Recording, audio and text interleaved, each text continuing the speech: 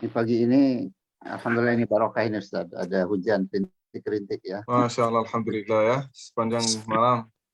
Ya. Saya tadi juga berangkat ke masjid, dah lumayan basah ya.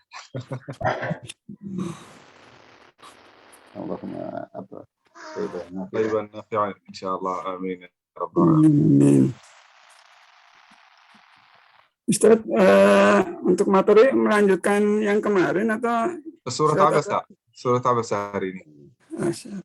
Masya Allah. Oke, untuk MC mungkin sudah bisa dimulai ya. Siap. Jazakallah Ustaz. Bismillahirrahmanirrahim. Assalamualaikum warahmatullahi wabarakatuh. Waalaikumsalam warahmatullahi wabarakatuh. Alhamdulillahirabbil alamin wa bihi nasta'in wa ala umuri dunya waddin wa ala alihi washabbihi wa barik wasallim. Allahumma shalli ala Muhammad wa ala ali Muhammad. Alhamdulillahirabbil alamin. Terima kasih kepada jamaah majelis kajian subuh virtual yang selalu sudah setia menghadiri di pagi hari ini. Insyaallah hari ini ditemani dengan hujan, banyak keberkahan. Jangan lupa juga untuk membaca doa Allahumma shalli nafi'an agar keberkahan itu selalu kepada kita. Insyaallah pada hari ini juga sudah hadir di tengah-tengah kita Ustadz Yazin. Assalamualaikum Ustadz. Sehat Ustadz? Waalaikumsalam warahmatullahi wabarakatuh. Alhamdulillah sehat, alhamdulillah. Insyaallah semoga Allah selalu memberikan kesehatan kepada Ustadz Yazin agar selalu bisa memberikan kita manfaat dan juga ilmu yang sangat banyak insyaallah. Sebelum kita mulai, seperti biasa saya akan mengingatkan sedikit untuk aturan majelis kajian subuh virtual ini, yaitu untuk kamera mohon untuk ikhwan dapat dibuka dan untuk akhwat asalnya lebih baik untuk dimatikan kameranya dan selalu di mute untuk mikrofon bagi semuanya. Insya Allah untuk hari ini kita akan kembali membahas atau akan mendengarkan pembahasan dari Ustadz Yazin mengenai salah satu surat dalam Quran, yaitu surah Abasa. Surah ke-82, surah Makkiyah, dan memiliki Abasa surah ke-80. Mohon maaf, surah ke-80, 42 ayat dan surah Makkiyah. Insyaallah.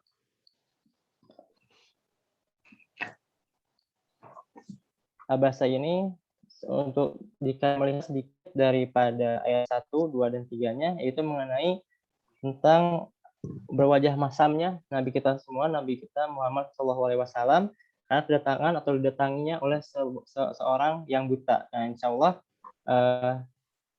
untuk pembahasan lebih dalamnya atau lebih lanjutnya kita akan sama-sama mendengarkan dari Ustadz Al-Hakimi. Tapi sebelum itu mari kita bersama-sama bermurojaah surah Abasa. Bismillahirrahmanirrahim.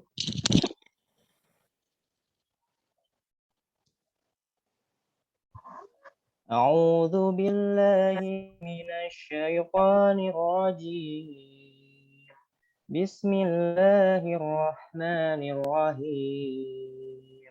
Abasa wa tawalla an ja'ahul a'ma wa ma yudrika la'allahu yazzakka aw yazzakkaru fatanfa'ahu dzikra amma man istaghna fa anta lahu tasadda wa ma 'alaika alla yazzakka wa amma man ja'aka yas'a wa huwa yakhsha fa anta anhu talaha kalla innaha tadhkirah faman syaa'a dzakarah fi suhufin mukarramah marfu'atin mutahharah bi aidi safarah kiramin bararah qutilal insanu ma akfarah min ayyi syai'in khalaqah min nutfatin khalaqahu faqaddarah summa as-sabila yassarah summa amatahu fa'aqbarah summa idza syaa'a ansyarah kalla lamma yaqdi ma ثمره فلينظر الإنسان إلى طعامه أنا صببنا الماء صبا ثم سققنا الأرض شقا فأنبتنا فيها هبا وعنبا وقضبا وزيتونا ونخلا وحدائق غلبا وفاكهة وأبا متاعا لكم ولأنعامكم فإذا جاءت الصاخة يوم يفر المرء من أخيه وأمه وأبيه وصاحبته وبنيه لكل امرئ منهم يومئذ شأن يغنيه وجوه يومئذ مسفرة ضاحكة مستبشرة ووجوه يومئذ عليها غبرة ترهقها قترة أولئك هم الكفرة الفجرة صدق الله العظيم. Alhamdulillahirrahmanirrahim. Insyaallah jadi sudah sama-sama kita bermurojaah surah Abasa. Sekarang mari sama-sama kita dengarkan pemaparan juga tafsir insyaallah dari surah Abasa yang akan dipaparkan oleh Ustaz Ridha Al-Hakimi. Para Ustaz, saya persilakan. Silakan Ustaz. Insyaallah. Barakallahu fik, Ustaz Gilan. Assalamualaikum warahmatullahi wabarakatuh. Waalaikumsalam. سبحانك لا علم لنا إلا ما علمتنا إنك أنت العليم الحكيم يا ربنا لك الحمد كما ينبغي لجلال وجهك وعظيم سلطانك لك الحمد حتى ترضى ولك الحمد إذا رضيت ولك الحمد بعد الرضا. Alhamdulillah wa syukurillah yang telah mengumpulkan kita lagi dalam kajian yang bermanfaat ini. Mudah-mudahan insyaAllah waktu yang diberikan untuk kajian ini tercatat oleh Allah Subhanahu wa Ta'ala sebagai amal saleh yang menjadi sebab keselamatan kita dunia dan akhirat. Amin ya rabbal alamin. Dan mudah-mudahan sebagaimana Allah Subhanahu wa Ta'ala mengumpulkan kita dalam kajian ini, kita saling mencintai karena Allah Subhanahu wa Ta'ala, silaturrahim walaupun online, mempelajari ilmu bermanfaat. Mudah-mudahan insyaallah kita dikumpulkan oleh Allah Subhanahu wa Ta'ala di derajat yang paling tinggi di surga. Mudah-mudahan juga kita bersama-sama menjadi ikhwah fillah yang saling mencintai karena Allah Subhanahu wa Ta'ala. Amin. Mungkin pertama-tama ingin menyampaikan dikit aja beberapa komentar-komentar tentang bacaan Al-Quran ya teman-teman. Nah, kalau kita membacakan Al-Quran, kita perhatikan huruf-huruf dan usahakan untuk membacakan setiap huruf, khususnya huruf bahasa Arab, setiap huruf dikeluarkan dari makhrajnya menggunakan sifat niyah. Kenapa? Sebab karena kata-kata dalam bahasa Arab itu sangat sensitif. Kita merubah satu pelafalan, berubah makna. Kita merubah satu harfu atau tidak melafalkannya secara benar, maka itu maknanya akan sangat berbeda. Nah, seperti habba, akhrajna fiha habba. Habba itu apa artinya habba? Habba ini bibit. Bibit untuk menanamkan sesuatu. Ini namanya habba. Tetapi kalau kita membacakannya habba, ha tidak dibacakan dengan benar, maka itu akan menjadi habba. Habba itu artinya apa? Haba'an manthura. Haba ini berarti debu. Jadi debu. Beda sekali ya teman-teman. Begitu juga semua pelafalan dalam bahasa Arab. Kalau kita melafalkannya dengan baik, maka pasti maknanya akan berbeda. Apalagi mungkin alhamdulillahirabbil alamin, segala puji bagi Allah. Kalau dibacakan alhamdulillah malah jadi segala kerusakan bagi Allah. Astaghfirullah. Al-alamin, Tuhan semesta alam. Jadi al-alamin, banyak orang membacakannya seperti itu. Jadi penyakit artinya. Nah, itu seluruh bahasa Arab seperti itu. Karena bahasa Arab itu sangat sensitif. Kalau para ulama bahasa, mereka berkata ada lebih dari 12 juta kosakata dalam bahasa Arab. Coba bayangkan. 12 juta. Kalau dalam bahasa Inggris itu hanya 2 juta, 3 juta. Tidak akan lebih dari itu. Bahkan ada beberapa rujukan-rujukan ketika menghitung yang benar-benar dari bahasa Inggris itu di bawah 1 juta. Bahkan 600.000. Itu yang benar-benar bahasa Inggris. Nah, bahasa Jerman itu 4 juta. Nah, dan itu termasuk bahasa yang paling besar, yang paling banyak kosakatanya setelah bahasa Arab. Kalau bahasa Indonesia 1.000, 100.000, 200.000, paling seperti itu. Tetapi bahasa Arab itu kalau kita merubah karena saking banyak kosakatanya, kalau kita hanya merubah satu pelafalan atau satu huruf tidak dibacakan dengan benar, maka itu pasti akan menjadikannya kata yang bermakna sangat berbeda dibandingkan dengan makna yang kita inginkan. Nah, oleh karena itu ya teman-teman, seperti abasa. Kalau kita membacakannya abasa, ain tidak dibacakan dengan benar. Sebagaimana kita di sini di Indonesia membacakan abasa, artinya apa? Berwajah masam, sebagaimana Ustaz Gilan sampaikan kan? Tetapi abasa, apa artinya abasa? Abasa, dhahaba, pergi, atau bisa jadi abasa sudah mengkuning, atau sudah layu, atau sudah mati. Itu artinya abasa. Beda kan? Abasa wa tawalla. Hari ini kita bersama-sama insya Allah akan mempelajari surat Abasa. Saya tahu masih ada beberapa ayat, bahkan kebanyakan ayat di dalam surat At-Takwir belum dijelaskan. Tetapi karena saya lihat di dalam poster surat Abasa, nah kita ikut poster karena jamaah-jamaah sudah mempersiapkan batin dan lahir dan batin untuk mengikuti tafsir surat Abasa. Insya Allah pada pertemuan yang akan datang kita melanjutkan sampai akhir surat Abasa. Kalau kita sudah selesai surat Abasa, nanti insya Allah kita akan menyelesaikan surat At-Takwir ya, insya Allah. Surat Abasa, hadirin yang dimuliakan Allah Subhanahu wa taala. Surat menurut saya ini saya sangat terharu setiap kali membacakannya dan setiap kali kita mentadabburinya. Kenapa? Karena ini berkaitan dengan satu kejadian yang terjadi di zaman Rasulullah sallallahu alaihi wasallam. Sebenarnya Abasa ini berbicara tentang banyak judul. Berbicara awalnya tentang cerita Rasulullah sallallahu alaihi wasallam, bagaimana harus bersikap dan berakhlak kepada orang yang lebih rendah daripada kita. Nah, setelah itu Allah Subhanahu wa taala menjelaskan tentang keutamaan Al-Qur'an, keutamaan ajaran Allah Subhanahu wa taala yang datang kepada kita. Setelah itu Allah Subhanahu wa taala mengajak kita untuk tafakkur. Tafakkur tentang segala hal dan ciptaan Allah Subhanahu wa taala yang mengelilingi kita, terutama pada diri kita sendiri. Setelah itu Allah Subhanahu wa taala mengajak kita untuk bertafakkur pada hari kiamat. Apa yang akan terjadi untuk hari kiamat? Perpisahan antara seorang dan istrinya, perpisahan antara seseorang dan bapak, ibu, anak, tidak ada orang yang akan menolong. Itu semuanya insya Allah akan dijelaskan. Kalau tidak hari ini, mudah-mudahan Allah pada pertemuan yang akan datang. Nah, hadirin yang dimuliakan Allah Subhanahu wa taala.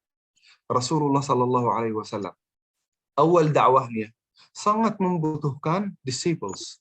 Sangat membutuhkan disciples ini dalam bahasa Inggris artinya pengikut. Tahukah hadirin yang dimuliakan Allah Subhanahu wa taala, kalau kita ambil kayu yang sangat besar, kayu atau beban yang sangat besar. Kalau kita mengambilnya sendiri berat kan? Berat kan? Coba kalau ada 2 orang yang mengambilnya, lebih ringan. Kalau 3 orang, lebih ringan lagi. Kalau 10, lebih ringan. Kalau 100, sudah tidak berat lagi. Nah, begitu juga hadirin yang dimuliakan Allah Subhanahu wa taala. Amanah yang diberikan kepada Rasulullah sallallahu alaihi wasallam itu sangat besar. Sangat besar. Kita tidak bisa memikirkan apa yang terjadi untuk Rasulullah sallallahu alaihi wasallam. Dihina, dibukul, selalu diganggu, selalu juga jadi bahan fitnah, bahan gosip, bahan celaan. Itu Rasulullah sallallahu alaihi wasallam ketika mulai dakwahnya. Oleh karena itu Rasulullah sallallahu alaihi wasallam kadang-kadang saking memikirkan dakwah ini bagaimana bisa menyampaikannya kepada manusia, bagaimana bisa tersalurkan kepada seluruh kafir-kafir di Quraisy, sampai Rasulullah sallallahu alaihi wasallam sampai banyak pikirannya, sampai Allah Subhanahu wa taala menyampaikan di dalam surat Al-Kahf, fala'allaka baqi'un nafsaka 'ala alla yu'minu bihadzal hadits asafa. Allah.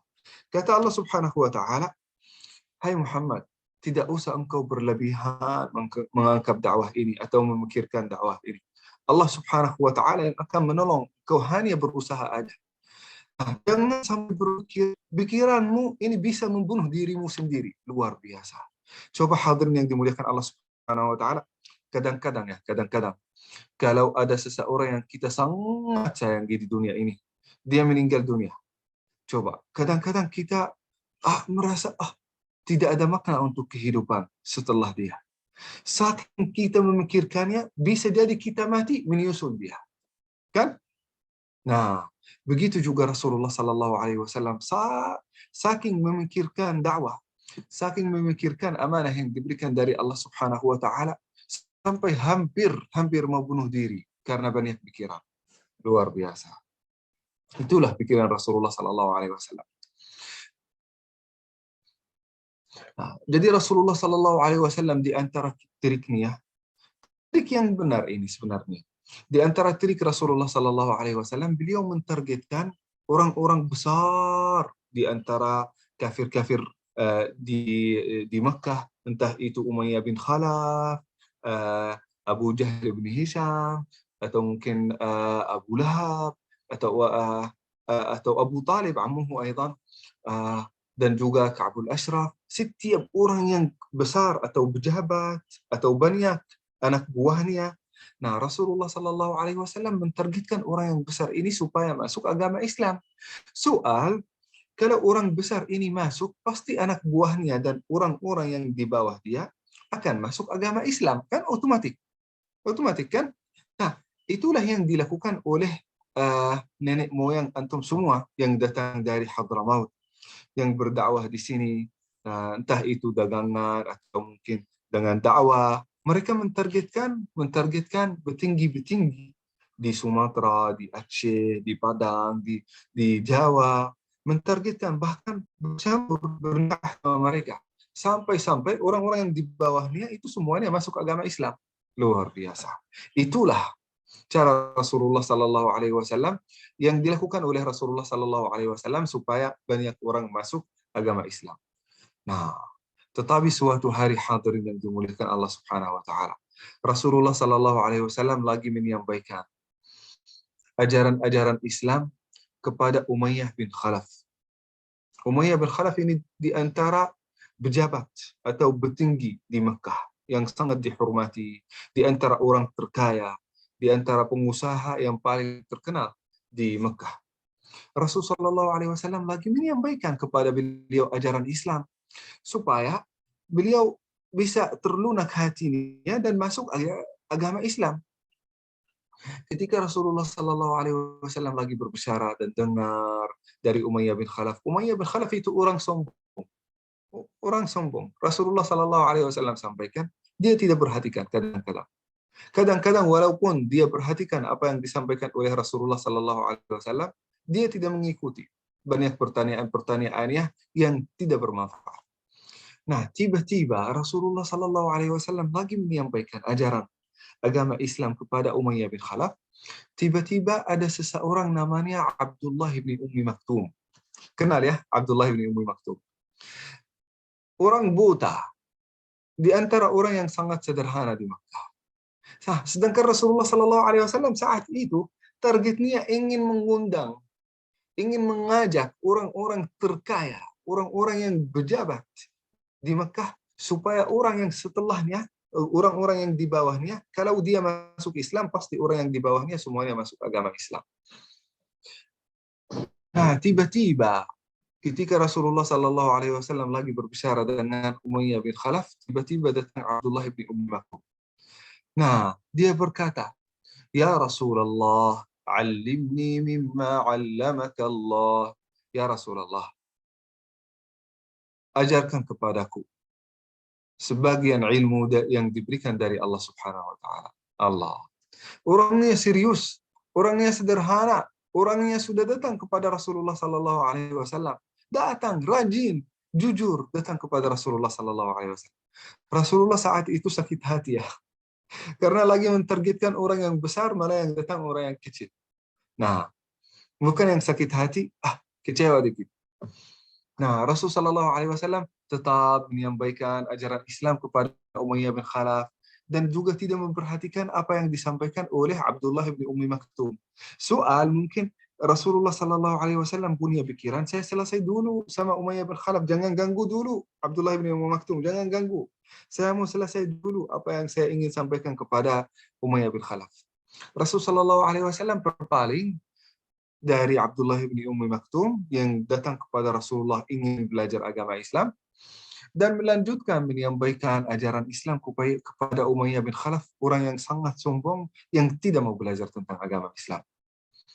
Nah, ketika Rasulullah SAW selesai menyampaikan kepada Umayyah bin Khalaf itu tidak masuk agama Islam. Beliau hanya melihat Abdullah bin Ummi Maktum. Nah, yang dulu dia sudah berpaling dari dia. Cemberut wajahnya atau berbasam Rasulullah SAW wajahnya ketika melihat Abdullah bin Ummi Maktum. Turunlah wahyu dari Allah Subhanahu wa taala melalui Jibril, teguran kepada Muhammad sallallahu alaihi wasallam. Muhammad sallallahu alaihi wasallam ditegur. Iya. Menurut kebanyakan ulama, surat Abasa ini di antara sebab nuzulnya teguran sebagai teguran bagi Rasulullah sallallahu alaihi wasallam. Allah. Rasulullah sallallahu alaihi wasallam saat itu mentargetkan kokoh-kokoh yang paling terkenal di Makkah, malah yang datang orang yang sangat sederhana, yaitu Abdullah bin Ummi Maktum, bahkan orang yang cacat, orang yang buta yang tidak bisa melihat. Kalau orang ini yang sederhana di dalam pikiran Rasulullah, orang yang sederhana ini masuk agama Islam, ini tampahan buat agama apa? Nah, kecuali kalau mungkin ada seorang kokoh, atau ada seorang tokoh, ada seorang terkenal, ada seorang kuat di Mekah, pasti ada banyak orang yang akan masuk agama Islam tambah kuat. Nah, tapi Abdullah bin Ummi Maktum orangnya sederhana. Itu pikiran Rasulullah SAW saat itu. Datanglah teguran dari Allah Subhanahu wa taala kepada Rasul. Abasa wa tawalla. Allah Subhanahu wa taala menceritakan apa yang dilakukan oleh Rasulullah. Abasa, berwajah masam. Apa artinya masam? Cemberut. Saat kita mungkin lagi kecewa atau lagi tidak senang sama seseorang, pasti kita tidak senyum ya, cemberut ya. Nah, itu yang dilakukan oleh Rasulullah sallallahu alaihi wasallam. Nah, abasa wa tawalla. Apa artinya wa tawalla? Berpaling. Nah, misalnya mungkin Ustaz Gilan lagi berbicara sama saya beliau berbicara sama saya berbicara sambil begini. Ini tidak termasuk akhlak. Rasulullah sallallahu alaihi wasallam tidak pernah melakukannya kecuali dalam situasi ini. Karena Rasulullah sallallahu alaihi wasallam lagi sibuk berbicara sama seseorang. Ini bisa jadi apa yang dilakukan oleh Rasulullah, setiap orang di antara kita akan melakukannya. Coba, kalau kita lagi berbicara sama Bapak Menteri, lagi berbicara sibuk, lagi ingin menyampaikan kepada dia sesuatu. Nah, tiba-tiba ada seorang sederhana datang kepada kita ingin memotong, ingin berbicara sama saya. Oh, pasti enggak. Ini saya lagi sibuk sama Bapak Menteri kan? Nah, begitu juga hadirin yang dimuliakan Allah Subhanahu wa taala. Yang dilakukan oleh Rasulullah itu sesuatu yang manusiawi. Setiap orang di antara kita akan melakukannya. Nah, tetapi sebagaimana orang Arab berkata, hasanatul abrar sayyiatul muqarrabin. Saya berharap kalau antum bisa mengerti dari bahasa ini. Hasanatul abrar sayyiatul muqarrabin. Kadang-kadang hadirin yang dimuliakan Allah Subhanahu wa taala, kita ini sendiri ini dianggap benar, itu Rasulullah sallallahu alaihi wasallam benar. Kenapa ditegur ya? Kenapa ditegur ya? Menurut kita kan Rasulullah sallallahu alaihi wasallam lagi berbicara sama seseorang. Apalagi Rasulullah sallallahu alaihi wasallam juga tidak mensia-siakan waktunya menyampaikan kepada seseorang ilmu bermanfaat. Bahkan dakwah agama Islam disampaikan kepada orang yang sangat penting. Kalau dia masuk agama Islam, banyak yang di bawahnya akan masuk agama Islam. Nah, berarti mana salahnya? Di mana salahnya? Nah, itu. Beri bahasanya hasanatul abrar sayyiatul muqarrabun. Bisa jadi hal yang biasa yang bisa dilakukan oleh kita tidak biasa bagi orang yang besar. Misal ya teman-teman ya. Kalau anak kecil itu ya, maaf sekali, bibis di celananya. Nah, itu dianggap masih kecil ya, biasa kan? Biasa. Coba kalau kalau ada orang pada umur 20 tahun melakukan itu, wah, tidak bisa ini, kan? Tidak bisa diterima. Apalagi kalau ada seseorang 40 tahun, pasti tidak akan diterima. Semakin tinggi seseorang, semakin besar seseorang, pasti ada beberapa hal yang dulu biasa sudah menjadi sesuatu yang luar biasa. Nah, itu yang yang dilakukan oleh Rasulullah Sallallahu Alaihi Wasallam. Karena Rasulullah itu ilmunya sangat tinggi, kedudukannya di sisi Allah Subhanahu Wa Taala sangat besar, takwanya juga sangat luas. Nah, dibandingkan dengan kita, itu yang dianggap biasa, malah itu dianggap sebagai sesuatu yang luar biasa. Kenapa? Karena itu Rasul, bukan orang-orang sembarangan. Nah, abasa wa tawalla an ja'ahul a'ma. Rasul sallallahu alaihi wasallam cemberut atau berwajah masam, wa tawalla, berpaling supaya menyampaikan ajaran Islam kepada Umayyah bin Khalaf. An ja'ahul a'ma, ketika ada seorang buta mendatangi Rasulullah sallallahu alaihi wasallam. Jadi ketika Al-Quran ini menyebutkan aib atau kekurangan seseorang, bukan untuk mencela, bukan. Karena Abdullah ibni Ummi Maktum terkenal di antara sahabat Rasul, di antara umat Islam bil a'ma, karena beliau buta. Jadi kita bisa tahu Abdullah ibni Ummi Maktum itu karena beliau buta. Nah, itu bukan celaan, bukan hinaan, bukan merendahkan, bukan. Seperti apa? Misal juga ya. Misal kalau Al-A'mash. Al-A'mash ini seseorang namanya Salman bin Mahr Al-A'mash. Beliau di antara ulama hadis yang paling besar. Bahkan beliau tidak termasuk sahabat, tapi termasuk di antara at-tabi'in. Bahkan beliau belajar dari Anas bin Malik fil Muwatta, menghafal al-Muwatta fil hadis. Bahkan belajar dengan sahabat-sahabat Rasulullah sallallahu alaihi wasallam yang lain. Sulaiman bin Mahr ini dipanggil Al-A'mash. Kalau kita sampaikan kepada salah satu ulama hadis, Sulaiman bin Mahr ini siapa? Nggak tahu, bisa jadi nggak tahu. Tetapi terkenal dengan Al-A'mash. Apa A'mash? Ada masalah di matanya. Jadi terkenal dengan cacat niat. Nah, mungkin di zaman kita sekarang, kalau ada seseorang terkenal, mohon maaf ya, bisa jadi ya, terkenal bukan dengan namanya, tapi terkenal dengan gendut atau badannya seperti itu kan. Nah, kita bisa dipanggil yang namanya begini. Kalau kita tidak kenal, yang badannya besar, yang badannya gendut dikit gitu. Nah, boleh itu. Asal kita tidak bermaksud untuk menghina atau mungkin mentertawakan dia. Nah, ada juga yang namanya Al-A'raj. Di antara ulama hadis juga, Al-A'raj. Bagi yang tahu hadis sahih dan hadis hasan dan hadis dhaif, di antara orang-orang yang membagikan dan mengkategorikan hadis-hadis ini adalah Al-A'raj, Imam Al-A'raj.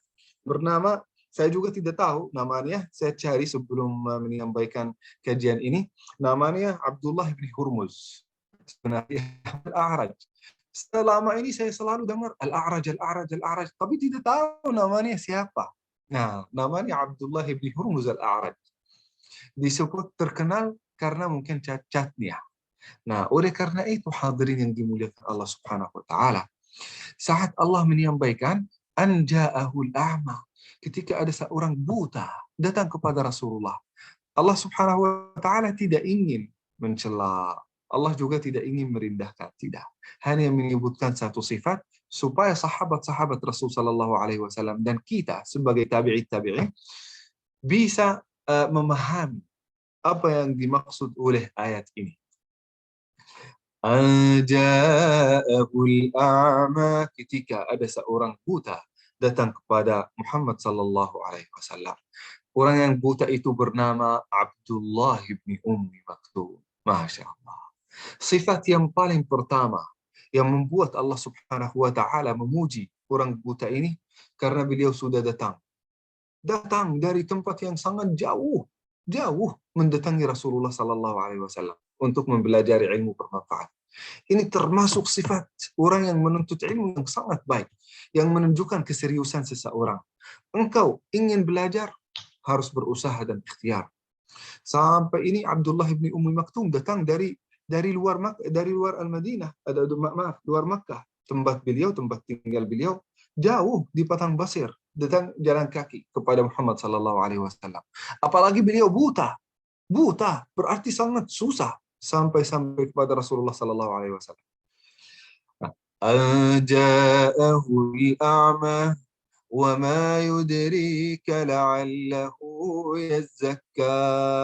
Engkau tidak akan tahu Muhammad sallallahu alaihi wasallam apa yang terasa, apa yang terisi di dalam hati manusia. Kau tidak akan tahu. Sebagai manusia biasa, walaupun sudah Rasul, walaupun utusan Allah Subhanahu wa Ta'ala, tetapi kemampuanmu tidak lebih dari kemampuan manusia.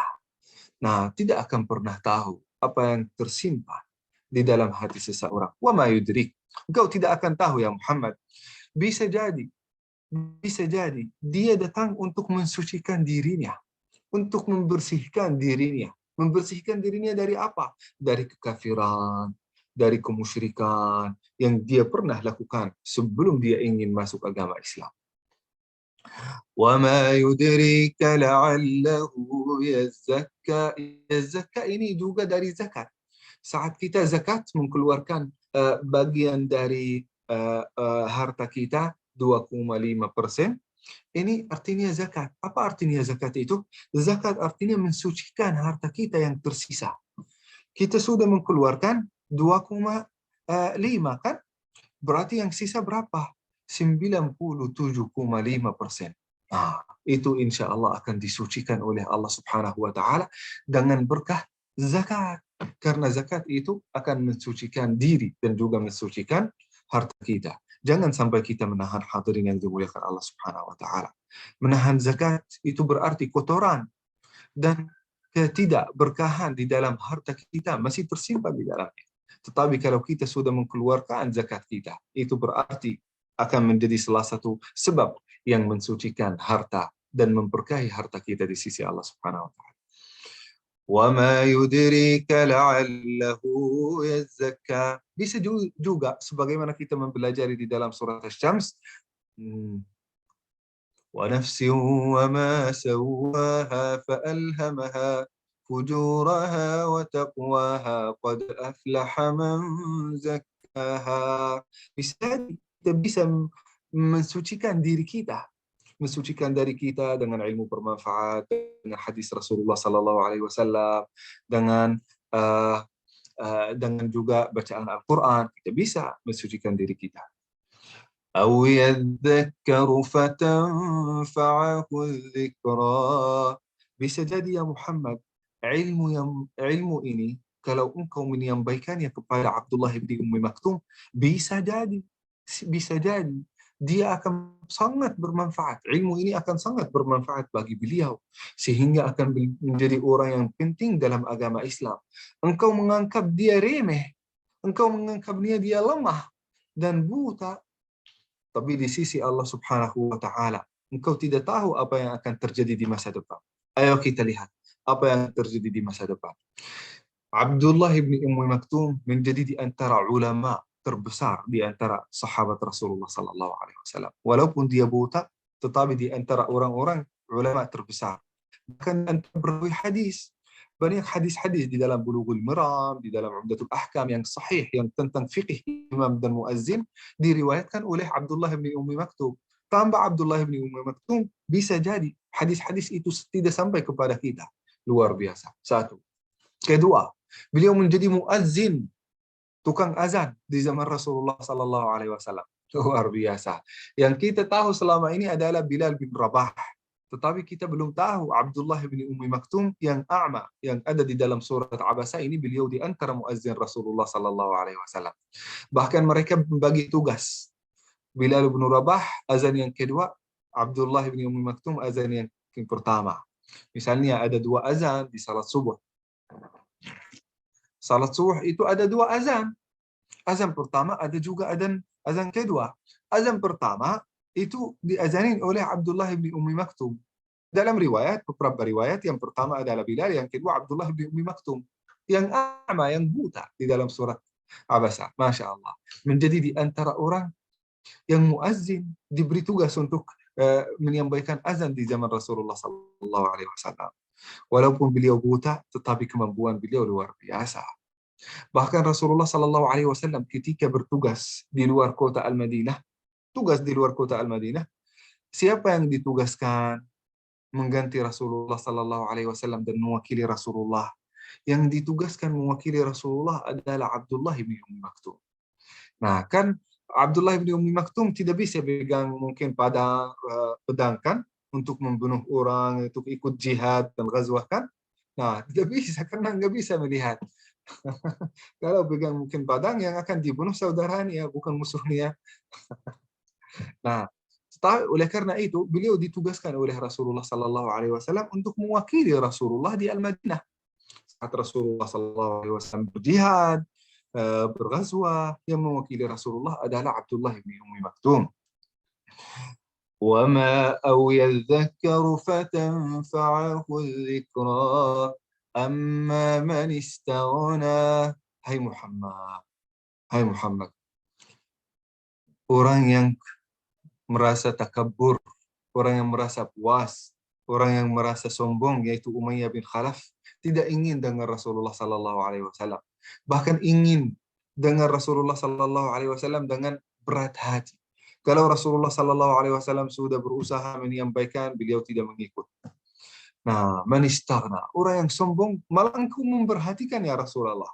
Fa'anta lahu tasadda, kau ingin menghadap dia, engkau ingin selalu menghabiskan waktu dengan dia. Fa'anta lahu tasadda. وَمَا عَلَيْكَ أَلَّا يَزَّكَّى. Rasulullah Sallallahu Alaihi Wasallam kadang-kadang sebagaimana yang telah disampaikan, memikirkan manusia yang belum mengikuti ajaran Islam sampai-sampai saking memikirkan mereka sampai-sampai ingin membunuh dirinya dengan banyak pikiran. Nah, kata Allah Subhanahu wa taala, "Wa ma 'alaika alla yazakka." Bukan tugasmu dia masuk agama Islam atau tidak. Tugasmu ya Muhammad hanya penyampaian, mengajak, menyampaikan huda, menyampaikan petunjuk kepada dia, menyampaikan ajaran Allah Subhanahu wa taala dan amanah yang dititipkan oleh Allah Subhanahu wa taala. Bukan memaksa orang yang masuk agama Islam sebagaimana kita mempelajarinya di dalam surat Al-Ghasyiyah. Lasta 'alaihim bimusaytir. Allah Subhanahu wa taala menyampaikan, dan bahkan itu Al-Mustashar Hasan Al-Hudaybi yang di antara tokoh-tokoh di Mesir, dan beliau di antara mursyid Ikhwanul Muslimin kalau nggak salah. Ya, mursyid yang kedua. Beliau saat itu bertentangan dengan Sayyid Qutb. Sayyid Qutb garis keras, Hasan Al-Hudaybi tidak sangat setuju dengan Sayyid Qutb. Karena Sayyid Qutb sampai-sampai di dalam penjaranya, di dalam Ma'alim Fit Tariq, menulis buku ini, sampai di dalam buku ini mengkafirkan beberapa orang, bahkan mungkin semua orang-orang yang hidup di bawah negara yang tidak mengikuti ajaran-ajaran Islam. Nah, Hasan Al-Hudaybi beliau sangat tidak setuju dengan apa yang disampaikan oleh Sayyid Qutb. Oleh karena itu beliau menulis buku namanya Du'atun Laqullah. Kita sebagai da'i, ahli dakwah, pengajak, laqullah. Kita bukan hakim, menghakimi seseorang, ini sesat, ini kafir, ini jahiliyah, ini bukan, ini baik, ini tidak. Enggak. Kita hanya tugas kita menyampaikan, mengajak banyak orang untuk masuk agama Islam. Nah, oleh karena itu sampai saat ini masih ada banyak orang yang mengikuti Sayyid Qutb. Nah, terpecah dari Al-Qutbiyah, ada beberapa aliran-aliran yang garis keras, yaitu namanya Al-Jama'ah Al-Islamiyah, mungkin Jama'ah At-Takfir wal Hijrah di Mesir. Setelah itu ada Ayman Al-Zawahiri, walaupun Ayman Al-Zawahiri ini dari fikiran Salafiyah, tetapi juga Salafiyah yang dicampur dengan pikiran Sayyid Qutb. Sehingga beliau mentaksiskan dan juga mulai mendirikan yang namanya Al-Qa'idah bersama Usamah bin Laden. Nah, jadi itu bercampuran dengan garis keras dari Salafi dan juga garis keras dari Ikhwanul Muslimin, sehingga mendirikan yang namanya Al-Qa'idah. Nah, oleh Karena itu hadirin yang dimuliakan Allah Subhanahu wa taala, sebagaimana Allah Subhanahu wa taala menyampaikan kepada Muhammad sallallahu alaihi wasallam, jangan terlalu berlebihan dalam dakwah. Jangan terlalu berlebihan dalam beragama. Tidak usah kita berlebihan. Kita sesuai dengan perintah Allah Subhanahu wa taala. Kata Allah Subhanahu wa taala kepada Muhammad, "Wa ma 'alaika alla yazakka." Tidak usah kita memikirkan secara lebih terhadap manusia yang tidak mau mengikuti dakwah kita. Wa amma man ja'aka yas'a. Sedangkan ya Muhammad, orang yang datang kepadamu, ja'aka, datang dari jauh, dia juga buta, susah sekali sampai kepadamu ya Rasulullah. Yas'a, dia serius datang kepadamu. Wa huwa yakhsha, dia ikhlas dan takut pada Allah Subhanahu wa taala. Dan ini di antara sifat-sifat yang penuntut ilmu. Kalau engkau ingin mempelajari ilmu, maka harus memiliki 3 sifat ini.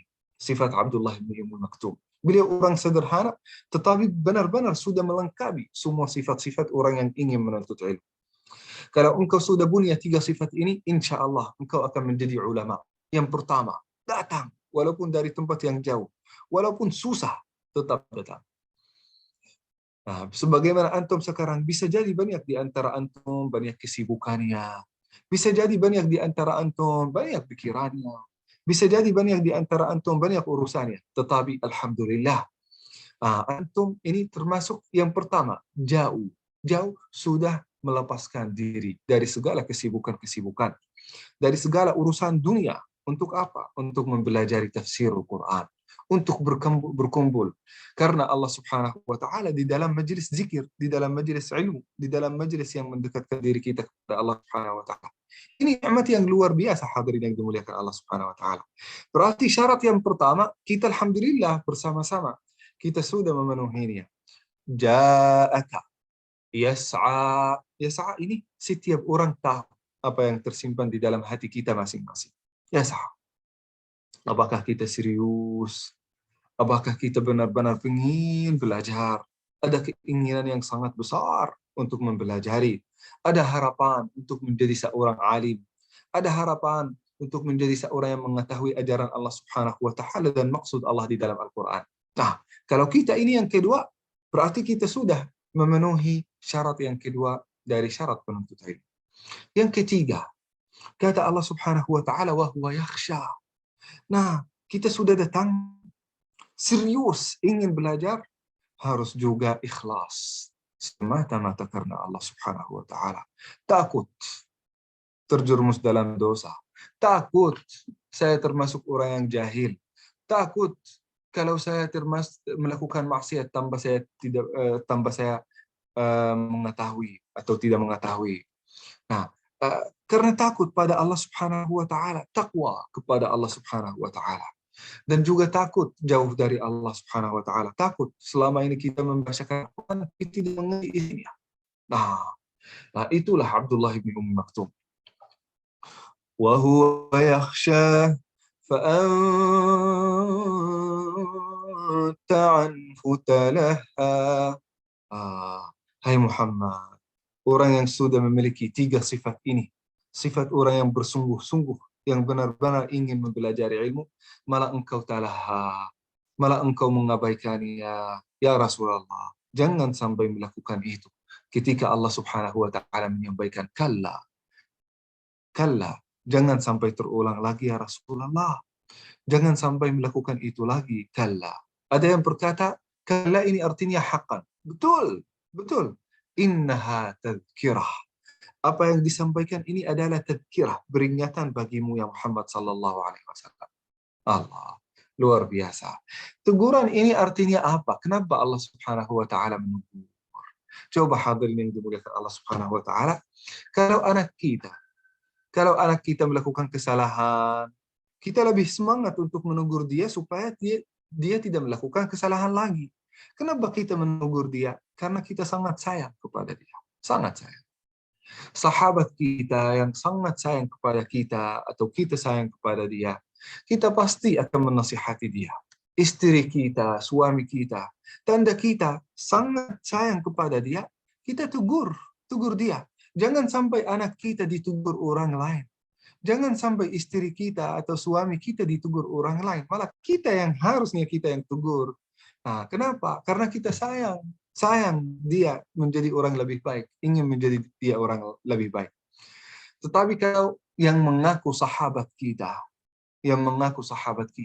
tetapi tidak pernah menegur kita, tidak pernah menasihati kita, itu berarti ada masalah dalam persahabatan sama dia.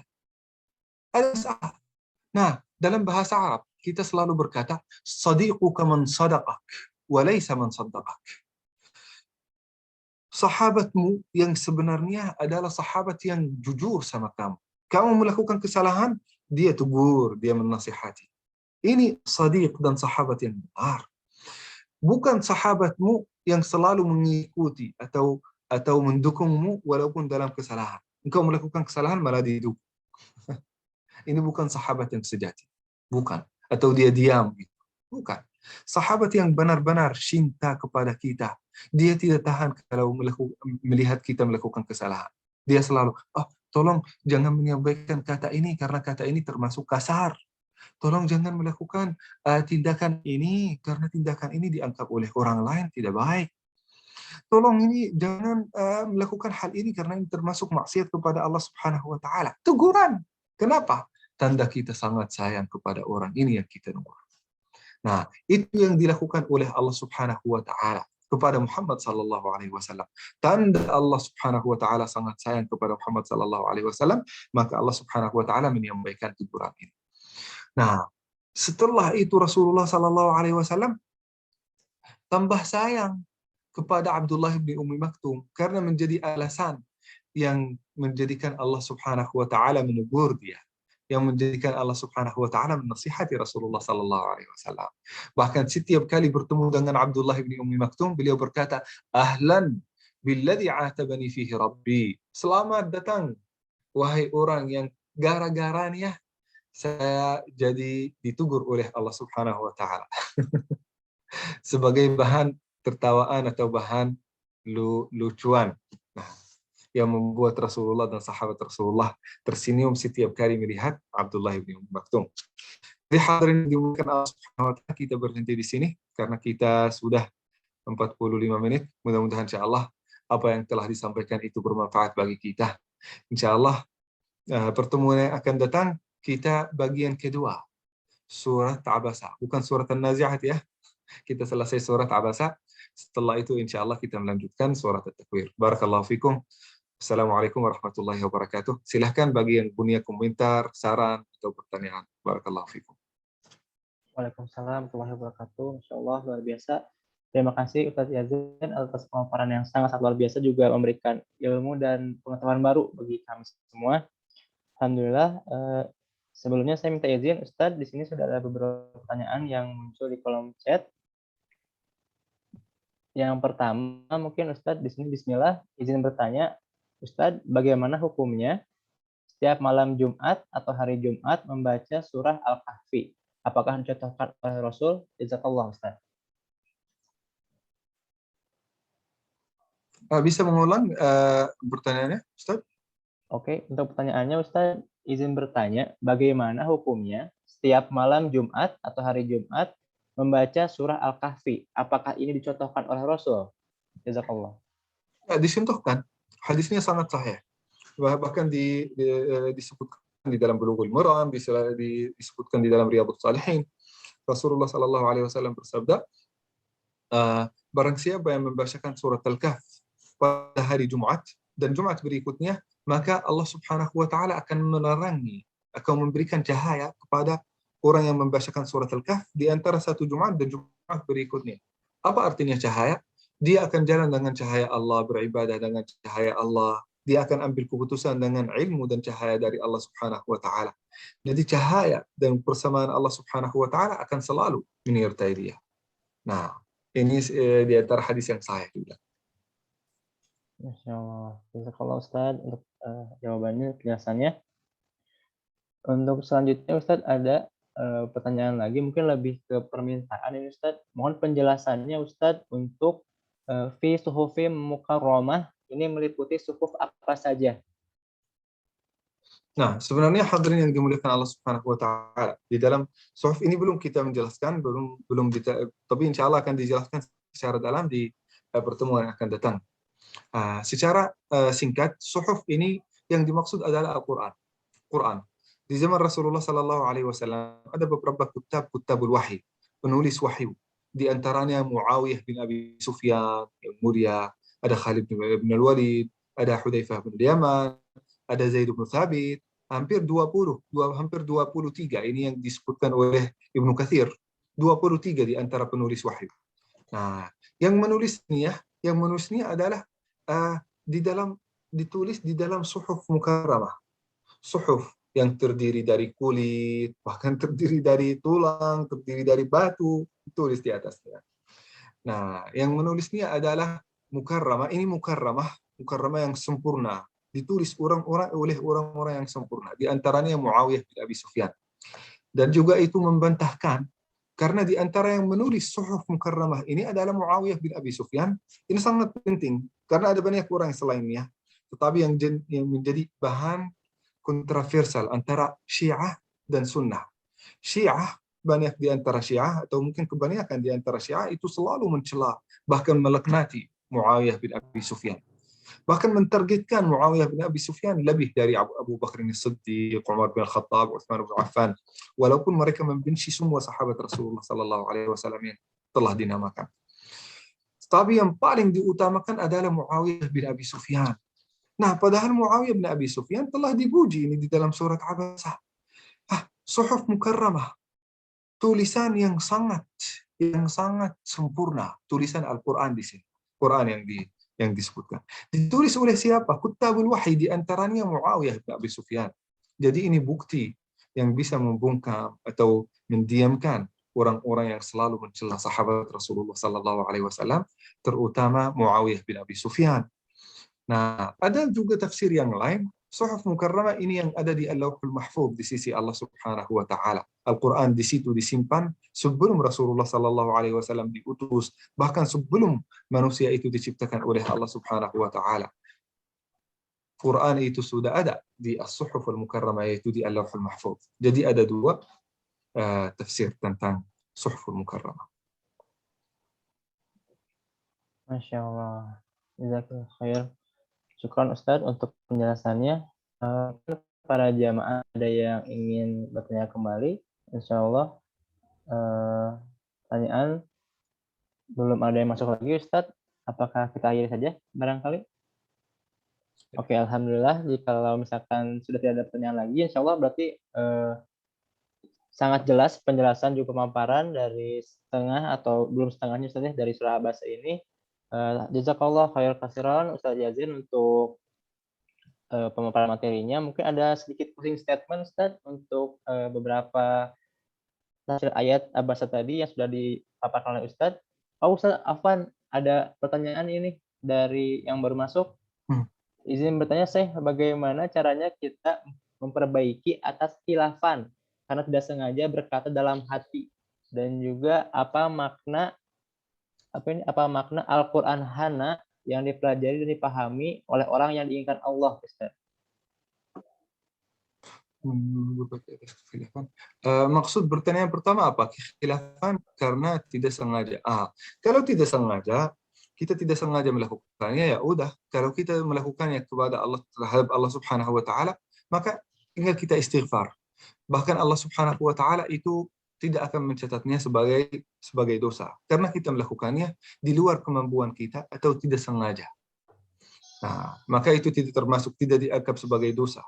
Yang dianggap sebagai dosa yang kita secara intentionally, secara sengaja kita melakukan amal tersebut. Nah, tetapi kalau tidak sengaja terus-menerus terulang, itu sudah jadi sengaja. Misal seperti apa? Kalau mungkin hari pertama kita tertidur sampai terbitnya matahari, tidak salat subuh, belum salat subuh.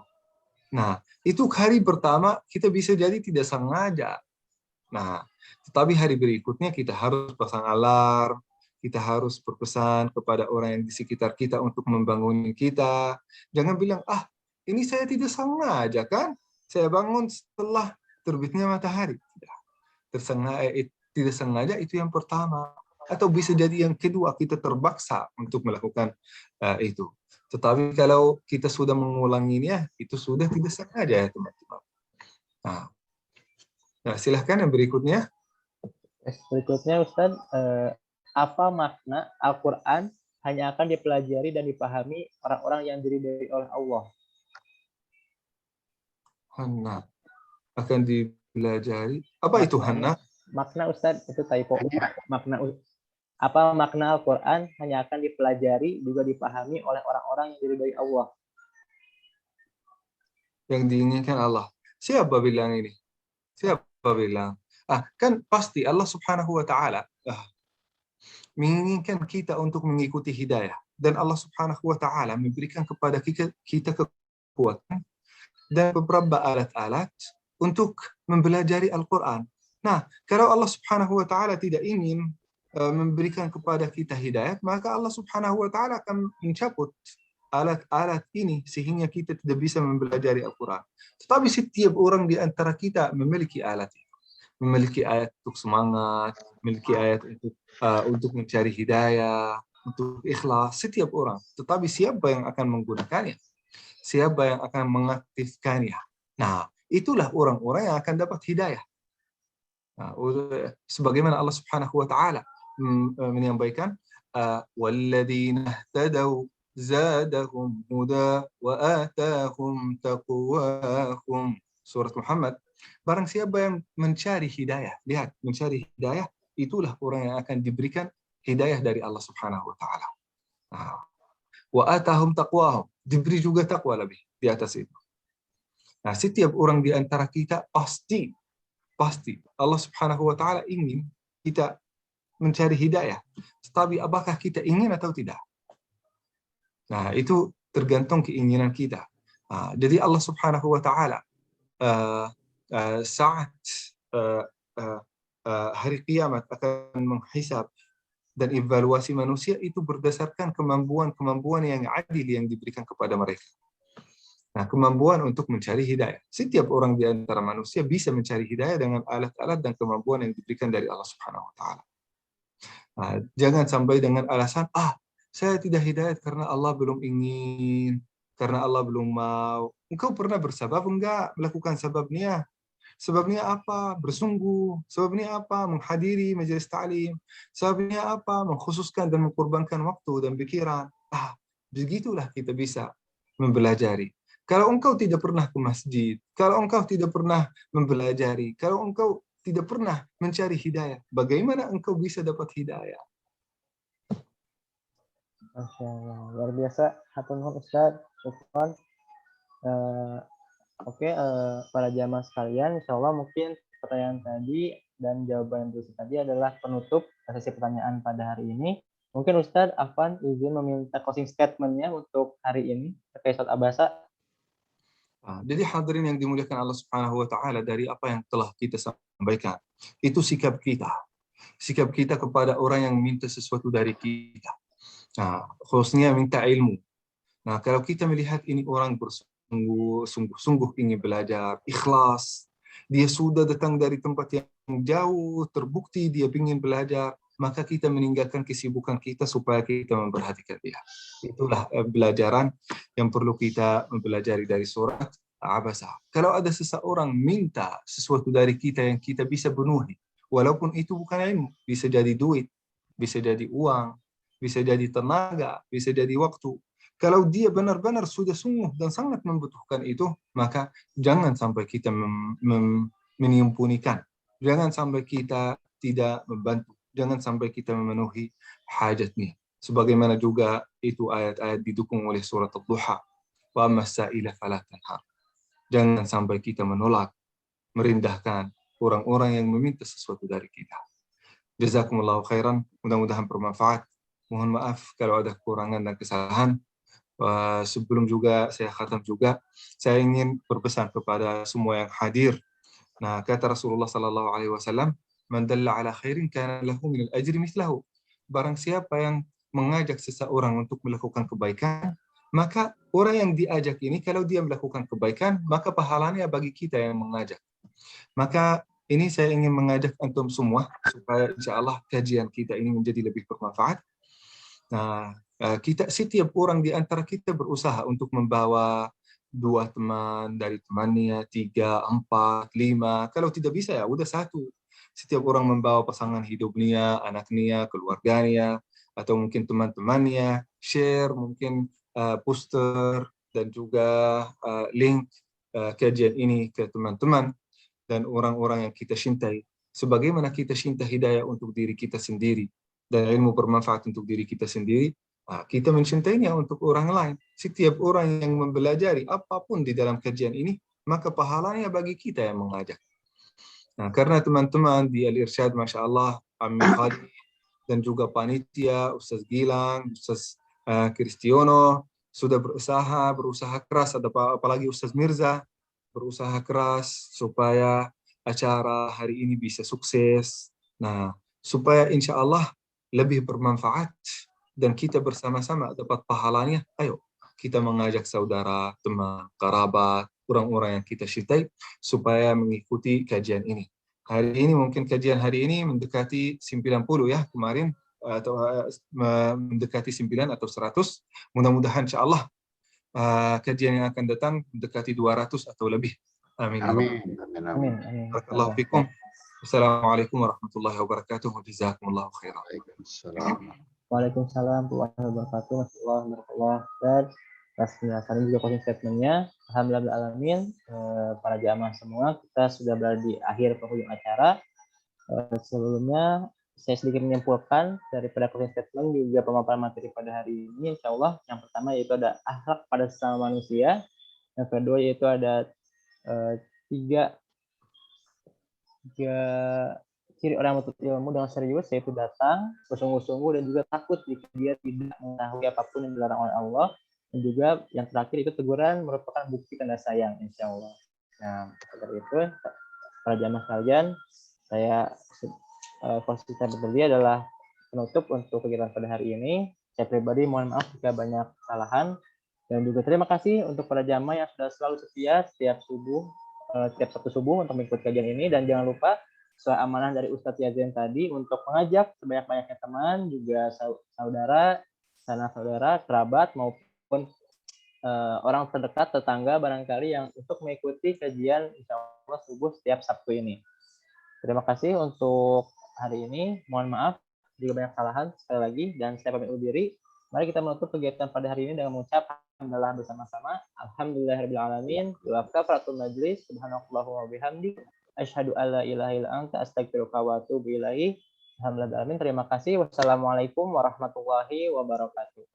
Waalaikumsalam warahmatullahi wabarakatuh. Terima kasih Ustaz Gilang dan terima kasih jazakumullah khair Ustaz Yazin. Ya, insyaallah. Assalamualaikum, izin dulu. Waalaikumsalam. Fadhal ya Ustaz. Syukran. Afwan. Mohon kepada panitia dan pengurus untuk tidak live dulu ya. Terima kasih Ustaz Gilang. Fadhal kalau antum mau. Baik Ustaz. Syukron. Assalamualaikum. Saya pamit undur diri. Waalaikumsalam warahmatullahi wabarakatuh.